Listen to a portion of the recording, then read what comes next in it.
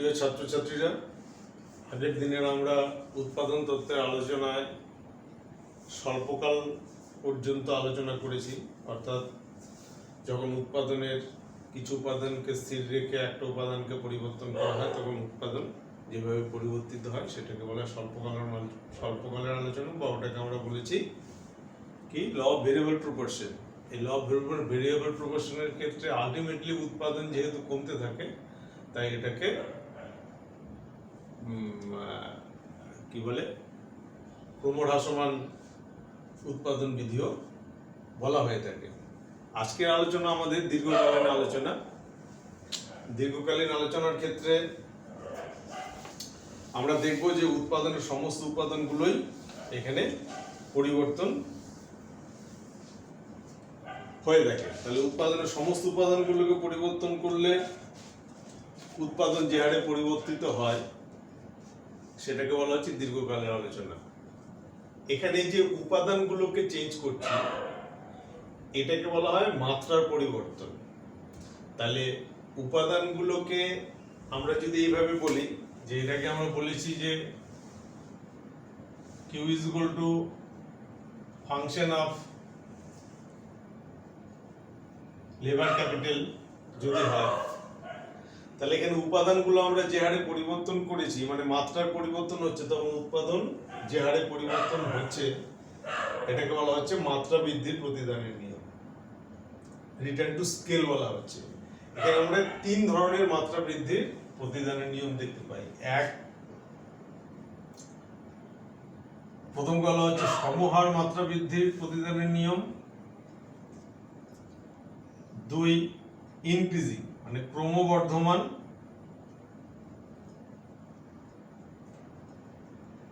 মাত্রা বৃদ্ধির প্রতিদানের নিয়ম।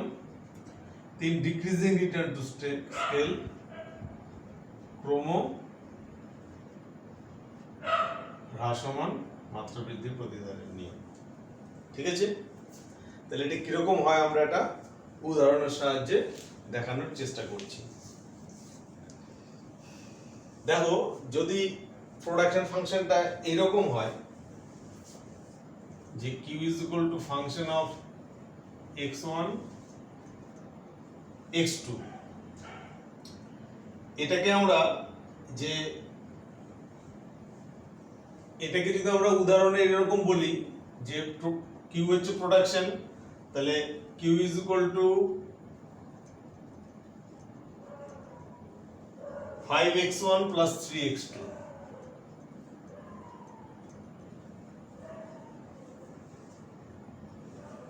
এবার দেখো, যদি উপাদানগুলোকে আমরা চেঞ্জ করছি যে x1 x2 যেমন লেবার ক্যাপিটাল ইত্যাদি, ঠিক আছে, আমরা এটাকে বলেছি স্কেল চেঞ্জ করছি মানে এই উপাদানগুলোকে যে হারে পরিবর্তন করছি। মানে মনে করো এখানে যদি আমি ধরে নিচ্ছি যে x1 is equal to 1, x2 is equal to 2, তাহলে তখন Q এর পরিমাণ কি হবে 5 into 1 plus 3 into 2, that is 5 plus 6 is equal to 11। তাহলে এক একক x1 আর 2 একক x2 নিলে টোটাল প্রোডাকশন হচ্ছে 11 ইউনিট। এবার আমরা এটা মাত্রা চেঞ্জ করছি মানে এটাকে ডবল করছি, ট্রিপল করছি ইত্যাদি যদি করি, মানে এখানে আমরা যদি ডবল করছি তাহলে x1টাকে দেখো আমি ডাবল করলে x1 is equal to 2 আর x2 ডাবল করলে x2 is equal to 4, তখন Q is equal to কি হবে না 5 into 2 plus 3 into 4, that is 10 plus 12, তাহলে কত হচ্ছে 22। তাহলে দেখো উপাদানগুলোকে দ্বিগুণ করায় টোটাল প্রোডাকশন দ্বিগুণ চেঞ্জ হয়েছে। এটাকে বলা হচ্ছে সেম রিটার্ন টু স্কেল, সমহার মাত্রা বৃদ্ধির প্রতিদানের নিয়ম।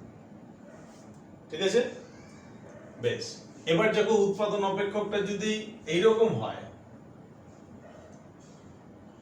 Q is equal to x1 into x2,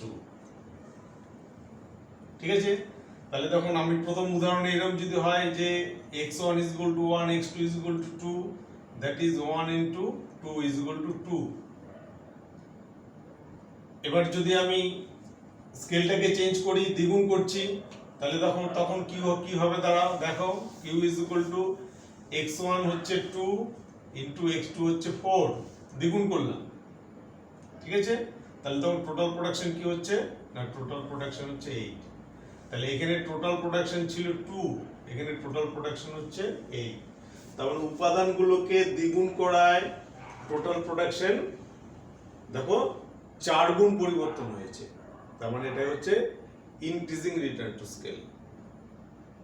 তাহলে এই যে ক্রমবর্ধমান মাত্রা বৃদ্ধির প্রতিদানের নিয়ম, তার মানে আমি বলতে চাইছি রিটার্ন টু স্কেলের ক্ষেত্রে যে আমরা তিনটে জিনিস দেখছি, যে উপাদানগুলো যে হারে পরিবর্তন হচ্ছে উৎপাদন সেই হারে যদি পরিবর্তন হয় সেটাকে সমহার, উপাদানগুলো যে হারে পরিবর্তন হচ্ছে উৎপাদন যদি তার চেয়ে বেশি হারে পরিবর্তন হয় তাহলে ক্রমবর্ধমান। এবার আসছি ক্রমহ্রাসমান। তাহলে ক্রমহ্রাসমানের ক্ষেত্রে দেখো উদাহরণটা যদি এইরকম হয়, যে প্রোডাকশন ফাংশনটা যদি এইরকম হয় যে q is equal to root over x1 plus root over x2, ঠিক আছে? তাহলে এক্ষেত্রে প্রথম x1 is equal to 1, x2 is equal to 2, তখন q ইজ ইকুয়াল টু কত হবে না রুট ওভার 1 দ্যাট ইজ 1, মানে এখানে আলোচনার সুবিধার জন্য আমরা এটাকে x2 ইজ ইকুয়াল টু 4 ধরে নিলাম। তাহলে q is equal to 1 plus root over 4, মানে root over 1 plus root over 4 that is 1 plus 2 is equal to 3, ঠিক আছে? বেশ, এরপর যদি আমরা দ্বিগুণ করি তাহলে কি দাঁড়াবে দেখো, তাহলে x2 is equal to 2, sorry x1 is equal to 2 আর x2 is equal to 8, ঠিক আছে? তাহলে এটা কত হবে, q is equal to root over 2 plus root over 8, তার মানে সমান root 2 plus 2 root 2 that is 3 root 2, ঠিক আছে?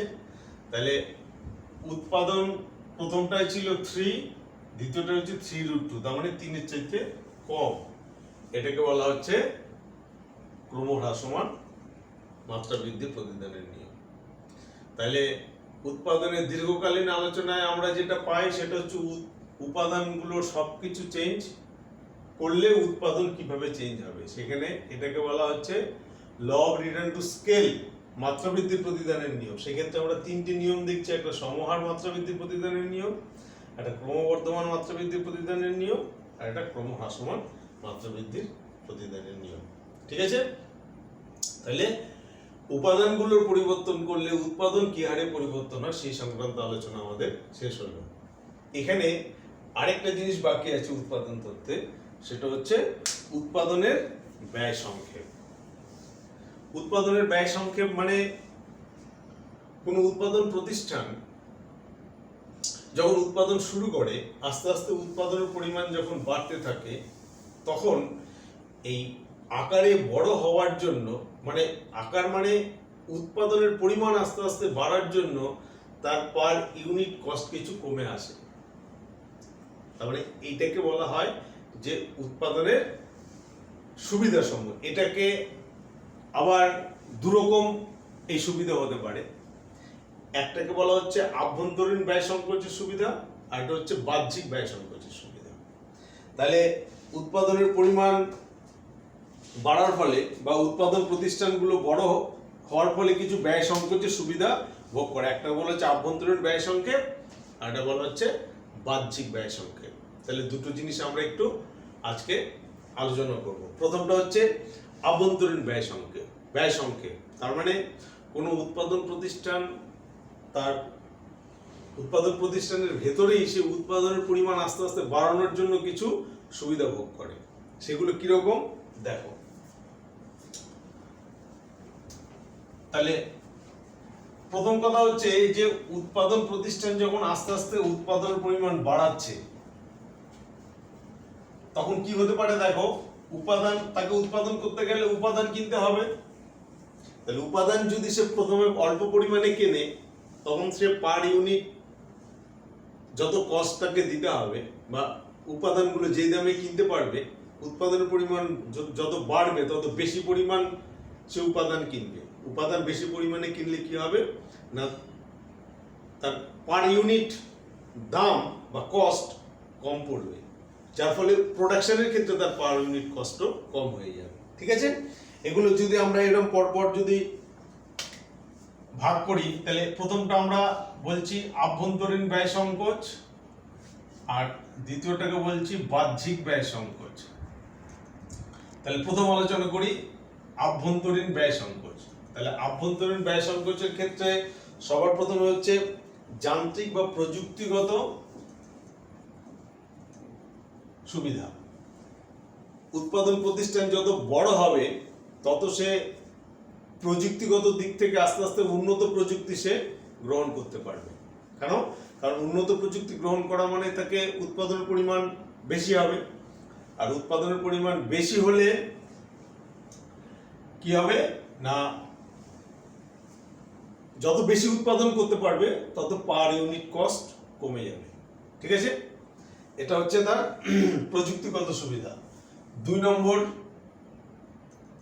শ্রমবিভাজনগত সুবিধা। শ্রমবিভাজনগত সুবিধা মানে উৎপাদন যত বড় হবে, বেশি পরিমাণে হবে, তত সেই উৎপাদন প্রতিষ্ঠান শ্রমবিভাজন করতে পারে। শ্রমবিভাজনের ব্যাপারটা আমরা 11 আলোচনা করেছি। এই মুহূর্তে আরেকটু বলে নিই যে শ্রমবিভাজনটা কিরকম। যেমন মনে করো যে জুতো তৈরির কারখানা, কোনো একজন শ্রমিক যদি তার সমস্ত প্রসেস মানে চামড়া পরিষ্কার করা, চামড়া শোকানো, চামড়া কাটা, জুতো তৈরি করা, প্যাকিং করা, সমস্ত কিছু একজনা করে, তাহলে সে সারা দিনে হয়তো সে 2 পাটি বা 4 পাটি জুতো তৈরি করতে পারবে।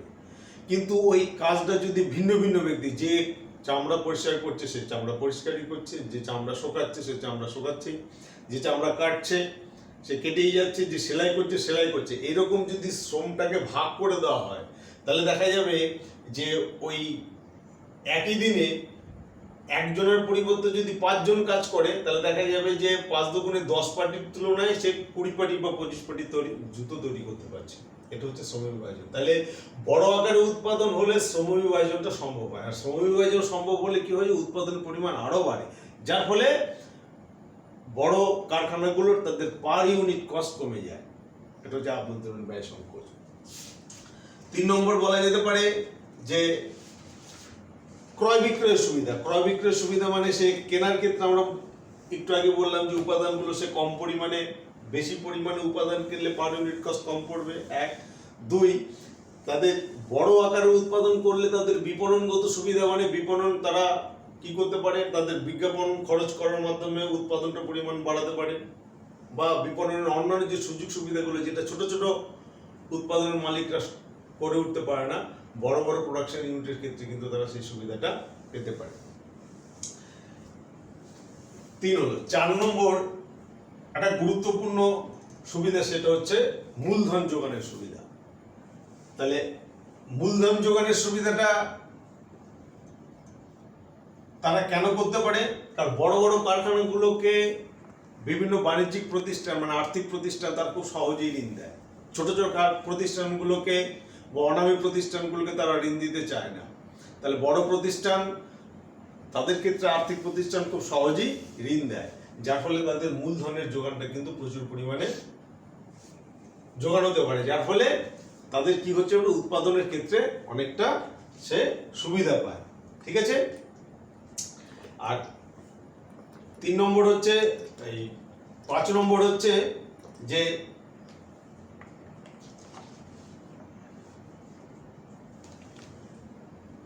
পরিচালনগত ব্যয় সংকট। পরিচালনগত ব্যয় সংকট মানে হচ্ছে যে উৎপাদন পরিচালনা করার ক্ষেত্রে দেখা যাচ্ছে যে কোনো একজন ছোট ব্যবসায়ী, ছোট উৎপাদক, তাকে নিজেকেই কাঁচামাল ক্রয়, উৎপাদন সংক্রান্ত সিদ্ধান্ত, বিপণনগত কত সিদ্ধান্ত সব নিজেকেই নিতে হয়। সব ব্যাপারে সে এক্সপার্ট হতে পারে না, যার ফলে কি হচ্ছে, তার উৎপাদন এবং বিক্রয়ের ক্ষেত্রে তার কিছু সমস্যার সৃষ্টি হচ্ছে। কিন্তু বড় আকারের উৎপাদন প্রতিষ্ঠান যদি হয়, তাহলে প্রত্যেকটা ক্ষেত্রে এক্সপার্ট নিযুক্ত করা যেতে পারে, এক্সপার্ট তারা নিযুক্ত করে, যার ফলে কি হয়, তাদের উৎপাদন পরিমাণটা অনেক বেশি পরিমাণে হয়, যার ফলে পার ইউনিট কস্ট কম হয়। তাহলে এভাবে আমরা দেখতে পাচ্ছি যে উৎপাদনের